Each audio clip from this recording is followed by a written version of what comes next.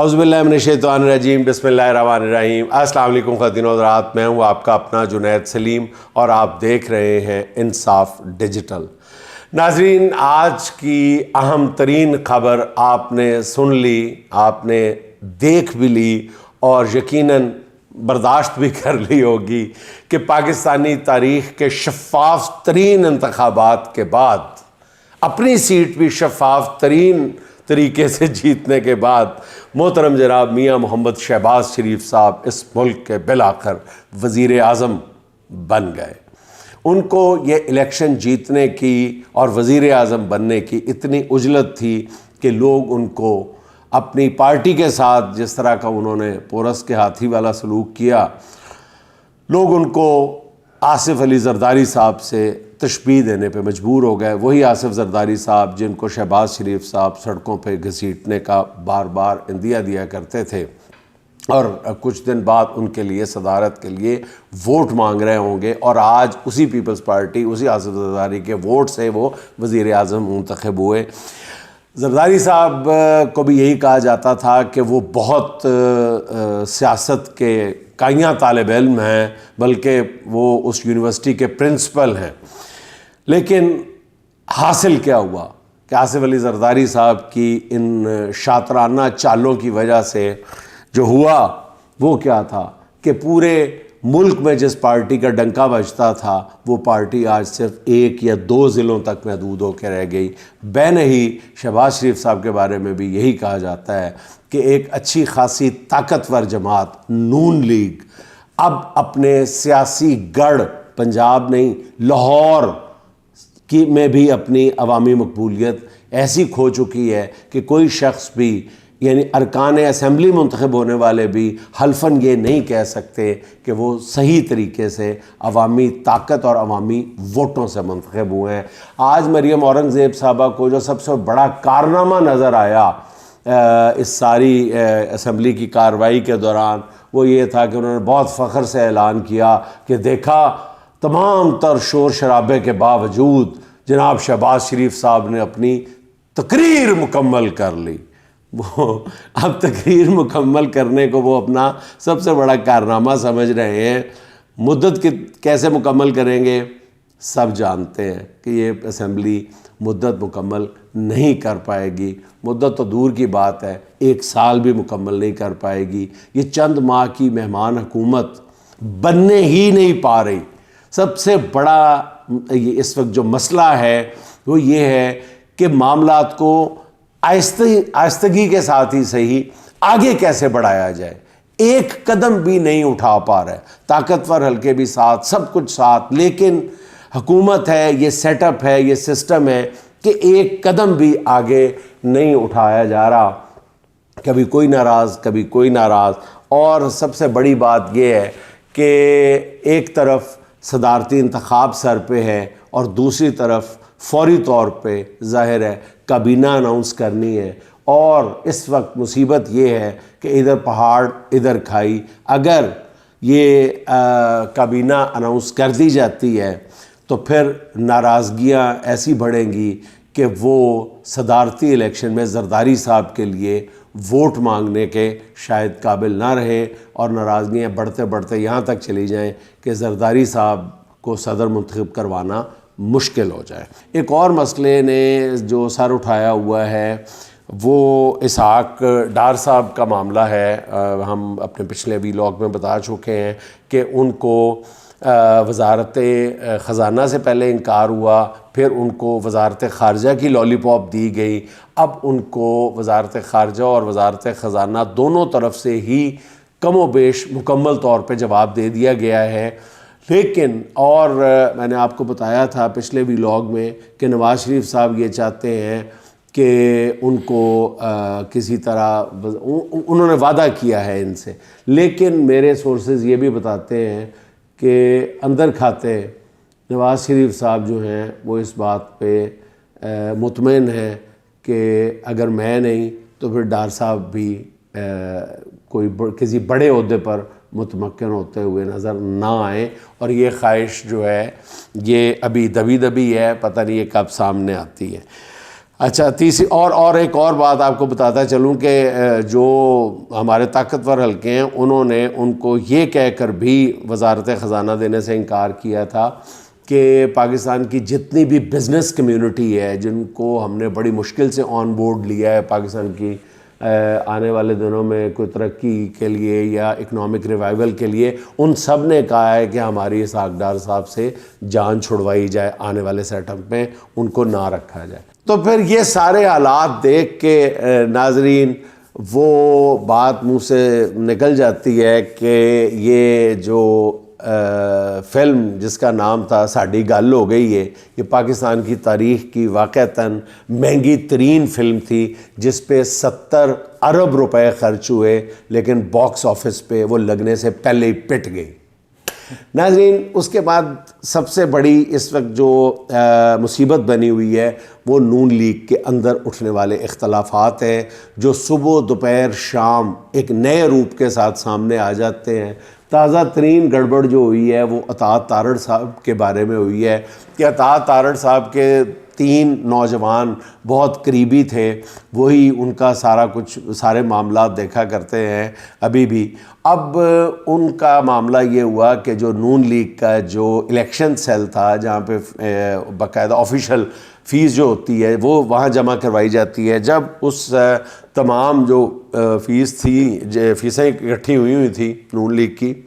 وہ جب جمع کی گئیں، حساب کتاب کیا گیا تو پتہ لگا کہ یہ پتہ نہیں کتنے کروڑ تھی جو ہر ایک کو جمع کروانی ہوتی، لیگلی جمع کروانی، یعنی پارٹی فنڈ اور ہوتا ہے لیکن پارٹی کے لیے جمع کروانی، جب آپ اپلائی کرتے ہو تو وہ نان ریفنڈیبل ہوتی ہے غالباً، تو اس میں سے 30 لاکھ روپے کم تھے۔ تو وہ جو اطاعت تارڑ صاحب کے جو 3 بچے وہاں پہ کام کر رہے تھے، ان کے برخوردار ہی سمجھ لیں، بہت عزیز تھے، وہ بڑے قریبی تھے، 2 کے نام کے ساتھ رانا بھی لگتا ہے، اور انہوں نے کہا جی وہ لیکن پھر انوشا رحمان صاحبہ نے جب باقاعدہ شور مچایا کہ باقی پیسے پورے کرو، تو پھر فوری طور پہ یہ 10 لاکھ نیچے پڑے ہوئے رہ گئے تھے، یہ اس طرح وہ چیک تھا کوئی، اب پتہ نہیں کیا، یہ ادھر سے مل گیا، یہ ابھی بھی وہ پوری رقم کی ادائیگی نہیں کی گئی، لیکن بجائے یہ کہ ان 3 نوجوانوں کو ان کے کیے کی سزا دی جاتی، ان تینوں کو اٹھا کے فیڈرل یعنی وفاق میں لے گئے ہیں، جہاں پہ وہ جو کوارڈینیٹر ان کو بنایا گیا ہے، تینوں نوجوانوں کو پارلیمانی پارٹی کا، جو یعنی اطلاعات دیں گے اجلاس کی اور یہ سارا کچھ وہاں پر بیٹھ کے کریں گے، تو ان کو باقاعدہ ترقی دی گئی ہے اس کام کے عوض۔ اب دوسری طرف جو میں نے آپ کو عرض کیا ہے کہ پریشر بڑھتا جا رہا ہے نیچے سے وزارتوں کے حصول کے لیے، اگر یہ صدارتی الیکشن تک وزارتیں جو ہیں یہ نہ دی گئیں تو پارٹی کے اندر یا اتحاد کے اندر جو ہے یہ ٹوٹ پوٹ کا عمل جو ہے یہ بہت تیز ہو جائے گا۔ جس طرح شہباز شریف صاحب کو بہت عجلت تھی وزیر اعظم کا حلف اٹھانے کی، بالکل اسی طرح جو سینکڑوں لوگوں کے ساتھ وعدے کیے گئے ہیں وزارتوں کے ساتھ، ہر بندے کے ساتھ وزارت کا یا سینیٹرشپ کا یا کسی نہ کسی چیز کا وعدہ کر کے تو پھر یعنی اس کو لالی پاپ دیے کہ اپنے ساتھ میں لایا گیا تھا، اب وہ اگر کسی ایک لمحے کی بھی تاخیر برداشت کرنے کے لیے تیار نہیں ہے۔ آپ نے وہ شیخ صاحب کی بات سنی ہوگی، وہ 12ویں فلور پہ تھے تو ان کے کھڑکی میں کھڑے تھے کہ ان کے ہاتھ سے 1000 روپے کا نوٹ نیچے گر گیا۔ اب شیخ صاحب نے آؤ دیکھا نہ تاؤ، وہ بھاگے نیچے اور لفٹ خراب ہوگی، وہ اتنی تیزی سے نیچے گئے، اتنی تیزی سے نیچے گراؤنڈ فلور پہ آ کے چوکیدار سے کہا کہ تم نے یہاں پہ 1000 روپے کا نوٹ تو نہیں دیکھا؟ تو چوکیدار نے اوپر دیکھ کے کہا نہیں جی وہ 1000 کا نوٹ، وہ دیکھے وہ بھی 1000 کا نوٹ جو ہے نا وہ 4تھے فلور پہ آ رہا ہے نیچے، وہ 4تھے فلور پہ ہے، آپ پہلے نیچے آ گئے۔ تو وزارتیں حاصل کرنے کی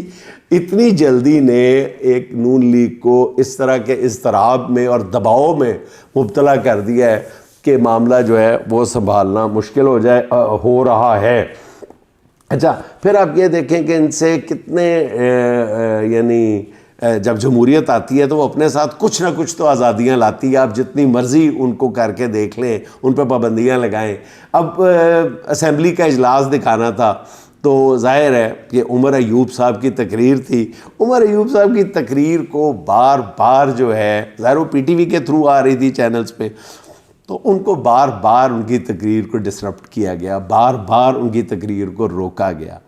یہ میرا خیال ہے کہ میں تو اس کو جمہوریت کہتا ہی نہیں ہوں. جو کچھ بھی جمہوریت کے نام پہ ڈرامہ رچایا جا رہا ہے وہ ڈرامہ بھی ٹھیک طرح سے نہیں رچایا جا رہا. میں بار بار اس سے پہلے کئی بار آپ کی خدمت میں یہ عرض کر چکا ہوں کہ جبر اور جو ظلم ہے اس کی فضا جو ہوتی ہے یہ چند ہفتوں تک آپ اس کو قائم رکھ سکتے ہیں, مہینوں تک قائم رکھ سکتے ہیں. اس کو سالوں پر محیط کرنا, کھینچ کر لے جانا تقریباً ناممکن ہوتا ہے. ابھی آپ نے ایک دو دن پہلے طیبہ راجہ صاحبہ, ان کی آپ نے ان کا انٹرویو سنا ہوگا کہ جس دبنگ انداز میں انہوں نے بات کی ہے, ہر موضوع پہ بات کی ہے. کوئی دنیا کا بندہ ان کو دیکھ کے کہہ سکتا ہے کہ یہ وہ خاتون ہے جس نے ابھی اتنی لمبی قید کاٹ کے آ رہی ہے, قید و بند کی صعوبتیں اس نے برداشت کی ہیں اس خاتون نے. ان کے لہجے میں لمحے بھر کے لیے بھی لغزش نہیں آئی, کمزوری نہیں آئی. ان کا جو پہلے دن کا موقف تھا اسی کا وہ اظہار اس انٹرویو میں بھی کر رہی ہیں. مجھے سب سے زیادہ ناظرین جو افسوس ہو رہا ہے وہ سیالکوٹ والی سرکار خواجہ آصف صاحب کی باتوں سے ہو رہا ہے. انہوں نے گزشتہ روز ایک مرتبہ پھر اخلاقیات کا لیکچر قوم کو دینے کی کوشش کی ہے اور عمران خان صاحب پر انہوں نے بغیر دیکھے جو فائرنگ شروع کی ہے, جو یہ گھڑیوں والی بات ہے, یعنی وہ بندے بھی جن پر 8 گھڑیاں چوری کا الزام ہے, اگر یہ توشہ خانہ سے جنہوں نے 8 گھڑیاں لی ہیں وہ ایک گھڑی لہرا رہے ہیں جو لیگل طریقے سے باقاعدہ اندراج کر کے حاصل کی گئی, اس گھڑی کا مذاق اڑانے کی کوشش کی جا رہی ہے. تو خواجہ آصف صاحب آپ خدا کے لیے, اور مانتے بھی ہیں کہ جی اس بندے نے, عمران خان نے نوجوانوں کا دماغ خراب کر دیا ہے, یعنی 60-70% عوام کو ذہنی مریض قرار دے رہے ہیں جو نوجوان ہیں, تسلیم بھی کرتے ہیں, یہ نون لیگ پوری کی پوری تسلیم بھی کرتی ہے. خواجہ صاحب میں آپ کو آج ایک چھوٹی سی بات یاد کروانا چاہتا ہوں کہ آپ بھی کبھی نوجوان تھے, کاش آپ نے کچھ سیکھا ہوتا, لیکن آپ کو سکھانے والے بھی اللہ ان کو غریق رحمت کرے, آپ کے والد صاحب خواجہ صفدر صاحب, بالکل آپ نے اپنے والد صاحب کے نقش قدم پر چل کر آخری جو لاسٹ انتخابات ہوئے تھے 2018 میں, جب آپ ڈار برادران سے واضح طور پہ ہار گئے تھے, آپ کو ڈار نے ہرا دیا تھا, پھر آپ نے خود تسلیم کیا, فون کیا, اور اس شخصیت نے بھی تسلیم کیا کہ ہاں میں نے ان کا فون آیا تھا. تو میں آپ کے علم میں اگر آپ کی یادداشت کو تھوڑا سا چھیڑوں تو مرید حسین شاہ صاحب سیالکوٹ کے ایک بزرگ پارلیمنٹیرین تھے جو 1951 میں, پھر 62 میں, پھر 65 میں, 51 میں تو صوبائی اسمبلی کا, پھر 62 اور 65 میں وہ قومی اسمبلی کا الیکشن جو ہے وہ لڑے تھے. تو انہوں نے مرید حسین شاہ صاحب نے منیر احمد منیر صاحب کو, جو میرے استاد بھی ہیں صحافت میں, میرے اخبار انصاف, روزنامہ انصاف میں بھی میرے ساتھ کام کرتے رہے ہیں, میں ان کی بے پناہ عزت کرتا ہوں. اور انہوں نے اپنی کتاب جو ہے ان کہی سیاست, وہ اس انٹرویو پہ, مرید حسین شاہ صاحب کے انٹرویو پہ مشتمل کتاب ہے, اس میں انہوں نے لکھا ہے کہ خواجہ صفدر صاحب نے 1951 میں افتخار ممدوٹ صاحب کو یہ کہا تھا کہ جناب آپ اپنی جناح مسلم لیگ بنائیں, آپ اپنی الگ مسلم لیگ بنائیں, میں آپ کا ساتھ دوں گا. لیکن جب انہوں نے ممدوٹ صاحب نے اپنی الگ مسلم لیگ بنا لی تو پھر انہوں نے, موبائل تو ہوتے نہیں تھے کہ اس وقت میں یہ کہہ سکوں کہ پھر انہوں نے فون کیا کہ جناب تم آتے نہیں, اور آگے سے جواب آیا not responding at the moment. انہوں نے جب رابطہ کیا ہوگا تو اس وقت تک خواجہ صفدر صاحب کو حکومت کی طرف سے پیغام مل چکا تھا کہ آپ نے ان کو جوائن نہیں کرنا. تو خواجہ صفدر صاحب نے پھر ممدوٹ صاحب کی پارٹی میں شمولیت اختیار نہیں کی تھی, جس پر افتخار ممدوٹ کو اتنا غصہ آیا تھا کہ 1951 کے انتخابات میں انہوں نے لاہور, اپنا جو حلقہ تھا لاہور کے علاوہ, صرف خواجہ صفدر صاحب کو ہرانے کے لیے, خواجہ آصف صاحب کے والد کو ہرانے کے لیے سیالکوٹ سے بھی الیکشن لڑنے کا فیصلہ کیا, اور وہ دونوں حلقوں سے جیت گئے تھے, لاہور سے بھی جیت گئے تھے اور سیالکوٹ سے خواجہ صفدر صاحب کو بھی ہرانے میں کامیاب ہو گئے تھے. اور اس کے بعد جب الیکشن ہوئے، جب بائی الیکشن، اس کے بعد جب اوتھ اٹھایا تو انہوں نے سیالکوٹ کی سیٹ چھوڑ دی تھی. سیالکوٹ کی سیٹ جب چھوڑی تو خواجہ صفدر صاحب نے دوبارہ قسمت آزمائی کا فیصلہ کیا. خواجہ صفدر صاحب نے الیکشن لڑا تھا نصر اللہ خان کے مقابلے پہ.